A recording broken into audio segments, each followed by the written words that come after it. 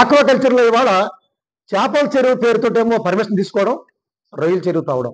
అలాగే రొయ్యల చెరువు తవ్వినప్పటికీ కూడా ఉప్పు నీటి బోర్లు వేయడం కోసం ఎవరికి కూడా పర్మిషన్ లేవు. కానీ ఇవాళ మన జిల్లాలో వేలాది సంఖ్యలో ఉప్పునీటి బావులు, ఉప్పునీటి బోర్లు ఇవాళ ఉన్నాయి. మరి ఉండి ఎమ్మెల్యే గారు ఒక్క బోరు బావుని కూడా ఎందుకు ముంచలేకపోయారు? ఒక్క అక్రమ ఆక్వా చెరువుని కూడా వాళ్ళ చెరువులో కలిసిన వాటర్ పంటకాల్లో కలుస్తూ ఉంది, చెరువు పాడైపోతుంది అని చెప్పేసి వాటిని ఎందుకు బ్యాన్ చేయలేకపోయారైనా? అంటే ఉద్దేశం అది కాదు. కాలుష్యం అరికట్టడం కానీ, ప్రజల ఆరోగ్యాన్ని కాపాడడం కానీ ఉద్దేశం కాదు. ధనవంతుల ప్రయోజనాలు కాపాడడమే ఆయన ఉద్దేశం తప్ప, పేదల గూడు పోగొట్టి పట్టుకొట్టడమే తప్ప, ఇవాళ ధనవంతులకు, ల్యాండ్ లార్డ్స్కు నష్టం కలిగించేలాగో, వాళ్ళకైతే ఇబ్బంది కలిగించేలాగా చేయడం కోసం కాదు. వాళ్ళకి లబ్ధి కోసమే ఇటువంటి కాలుష్యం ముసుగుని అన్నది ఇవాళ చేస్తా ఉన్నారు. ఇప్పుడు ఇవాళ పాలకోడేరు మండలం అల్లూరు సీతారామరాజు నగర్ ఉంది. అక్కడ 130 కుటుంబాల వాళ్ళు పేదలు, పూరెస్ట్ ఆఫ్ ది పూర్. ఆ ఇల్లు తప్ప ఎటువంటి ల్యాండ్ భూములు కూడా లేనటువంటి వాళ్ళు. వాళ్ళు 1986 వరదల దగ్గర నుంచి దాదాపు 40 ఏళ్ళ నుంచి అక్కడ కాపురం ఉంటున్నారు. వాళ్ళు వాళ్ళకి రేషన్ కార్డు ఉంది, తర్వాత అక్కడ ఓటు హక్కు ఉంది, సరే విద్యుత్ ఇచ్చారు, వాటర్ పైప్ లైన్ వచ్చింది, చివరికి వాళ్ళకి సీసీ రోడ్డు కూడా ఏర్పాటు చేశారు. అంటే సీసీ రోడ్డు కొన్ని లక్షల రూపాయలు ఖరీదు పెట్టి కిలోమీటర్ పొడవున సీసీ రోడ్డు అంటే వేసారంటే అర్థం ఏంటి? ఇక్కడ నివాసాలు ఉంటాయి, మాకు ఎవరికి కూడా అభ్యంతరం కాదు అని వాళ్ళకి మౌలిక సౌకర్యం కల్పించారు.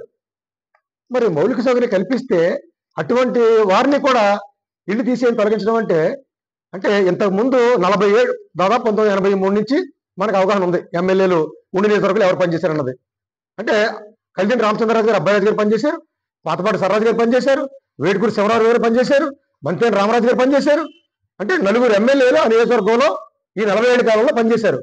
అంటే వాళ్ళు ఎవరికీ కనపడినటువంటి పొల్యూషను, పేదల ఇళ్ళు అడ్డు ఈయన ఒక్కాయనికే కనపడిందా? అంటే ఈయన ఒక్కాయనే అంటే వాళ్ళందరూ కూడా వాళ్ళకి తెలియలేదు, వాళ్ళకి అర్థం కాలేదు, వాళ్ళకేమి వాళ్ళు చేయలేని వాళ్ళు ఈయన ఒక్కనే చేసి ఆయన అంటే దీన్ని బట్టి అసలు ఏమనుకోవాలనేది అంటే ఇది ఏమాత్రం కూడా సరైనది కాదని చెప్పేసి మేము తెలియజేస్తున్నాం.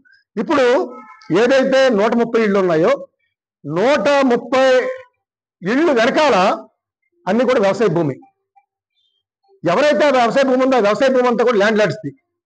మరి ఇక్కడ ఆ మొదటి రోడ్డు దగ్గర నుంచి ఈ ఇళ్ళు రోడ్డు ఎండింగ్ వరకు చూసుకుంటే సుమారు 12 నుంచి 15 ఎకరాలు భూమిని, అంటే ప్రతి ల్యాండ్ లార్డ్ కూడా అరెకరమో 30 సెంట్లో 20 సెంట్లో గవర్నమెంట్ ల్యాండ్ని ఆక్రమించుకుని కొన్ని సంవత్సరాల నుంచి, దశాబ్దాల నుంచి వాళ్ళు సాగు చేసుకుంటా ఉన్నారు. అంటే వాళ్ళ భూమిని ఆనుకుని గవర్నమెంట్ ల్యాండ్ కూడా ఉంది. మేము ఎలా చెప్తున్నాం ఇది? ఈ మధ్యకాలంలో ప్రభుత్వ భూమి ఎక్కడ దాకా ఉందో అద్దులు వేశారు వాళ్ళు.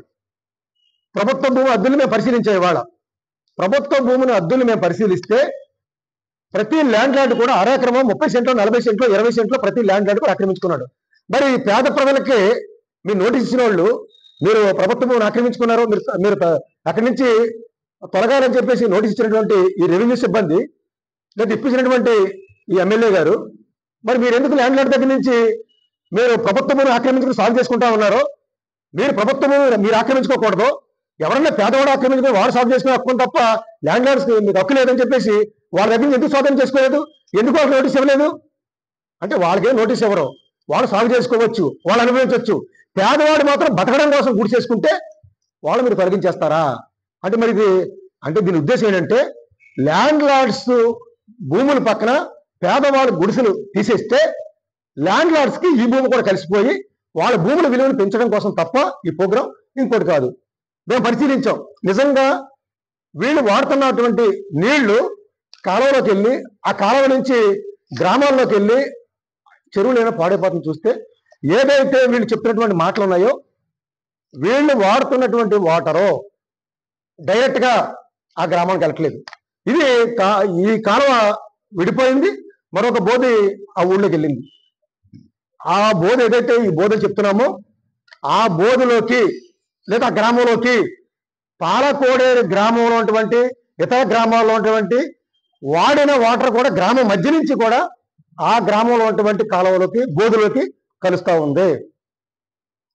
అంతేకాదు ఇంకా ఆ గ్రామంలో వాడిన వాటర్ కూడా అదే బోధలోకి కలిసి చెరువులోకి వెళతా ఉంది. అందువల్ల ఇవాళ ఇక్కడ వేళ బూత్ చూపించి వేళ కారణంగా చూపించి మీ వల్ల మొత్తం గ్రామం పాడైపోతుంది, మీ వల్ల చెరువు నాశనం అయిపోతుందని చెప్పేసి చెప్పడం అన్నది ఇక్కడ తొలగించడం కోసం ఎవరు కూడా అడ్డు రాకుండా చేయడం కోసం చేసే ప్రయత్నం తప్ప ఇంకొకటి కాదు.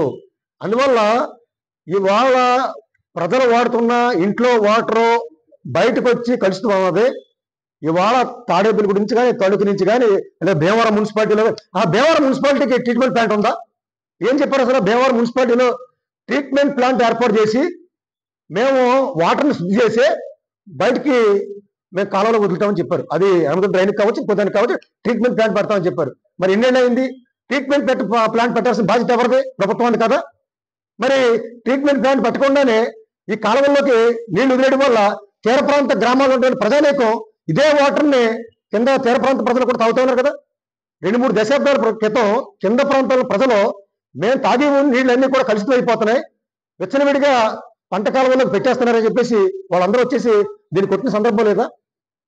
అంచేత ఇక్కడ పాయింట్ ఏంటంటే ఇవాళ కొన్ని వందల ఇళ్లలోంచి మున్సిపాలిటీలోంచి కావచ్చు ఎన్నిటి నుంచి కూడా డొమెస్టిక్ పొల్యూషన్ కూడా వస్తా ఉంది. డొమెస్టిక్ అంటే first point industry pollution, second point aqua pollution. లేదు, డొమెస్టిక్ ఇండస్ట్రీ కంటే కూడా ఆక్వా పొల్యూషనే మరింత పెరిగిపోయే అవకాశం కూడా ఉంది. దాన్ని అరికట్టడం మానేసి ఇవాళ క్యాన్సర్కైనా లివర్కైనా లేదు ఇంకొక చర్మ వ్యాధులకైనా ఏంటో తేల్చాలి. ఇవాళ మీరు తేల్చండి. ఎదురోంచి వాటర్ రావడం వల్ల ఇది జరుగుతూ ఉంది. ఇవాళ మేము ఛాలెంజ్ చేస్తున్నాం, ఏ పొల్యూషన్ వల్ల అంటే పేదల ఇళ్ళు